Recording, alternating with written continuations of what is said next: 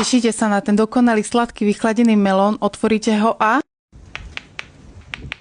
tak ho takto zamrazte a potom vyskúšajte jeden z mojich tipov, ktoré vám dnes ukážem v poslednom dieli letného špeciálu na Nuky do ruky. Prvý nápad bol, že som ho nastruhala na strúhadle, pridala banán a urobila som z toho tzv. Shaved watermelon.